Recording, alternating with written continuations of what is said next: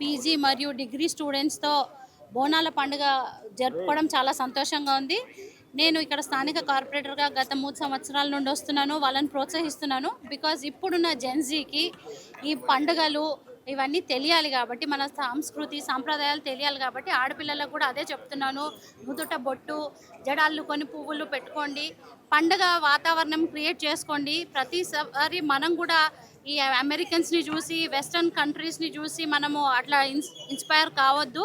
మన సంస్కృతి సాంప్రదాయాన్ని ఎంతోమంది ఆదర్శంగా తీసుకుంటారు. సో మనం ఇక్కడ ఉన్నప్పుడు మన విలువలు తెలుసుకోవాలి. సో ఈ జెన్జీకి ఇదే చెప్తున్నాను.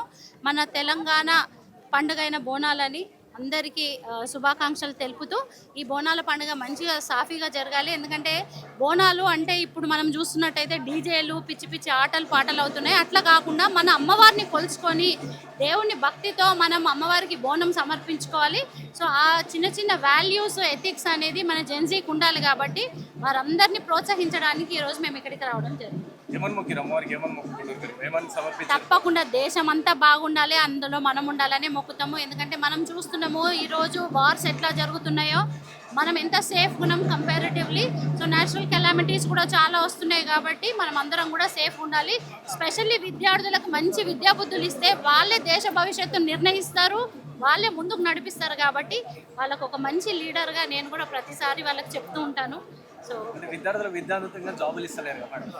అదే కదా, మేము కూడా మొన్న వచ్చి ఫీ రియంబర్స్మెంట్ గురించి కూడా కొట్లాడినాము ఏబీవీపీ స్టూడెంట్స్తో. మన తెలంగాణ రాష్ట్ర ప్రభుత్వం ఏదైతే చెప్పి గద్దెకెక్కిందో ఫీ రియంబర్స్మెంట్ ఇవ్వట్లేదు, స్కాలర్షిప్స్ ఇవ్వట్లేదు. దాంతో ఇప్పుడు సర్టిఫికేట్స్ కూడా ఆగిపోయినాయి. పిల్లలు ఫ్యూచర్ స్టడీస్కి పై చదువులకు పోలేకపోతున్నారు, జాబ్స్ కొట్టలేకపోతున్నారు. సో ఇవన్నీ కూడా రిలీజ్ చేయాలని మేము కూడా, ఎందుకంటే 40 లక్షల students is not a small thing.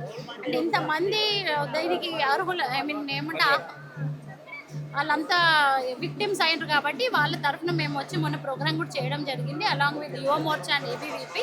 So ఇట్లాంటివి జరగకుండా whatever the government is, స్టూడెంట్సే ఫ్యూచర్ కాబట్టి వాళ్ళవి ముందుకు తీసుకెళ్ళాలి. ఇప్పుడు మీరు చూసిండ్రు దేశంలో ప్రధానమంత్రి మన మోడీ గారు నిర్ణయం చూసిండ్రు, మన ఎడ్యుకేషన్ మినిస్టర్ రాజీనామా చేసిందంటే it is not a small thing.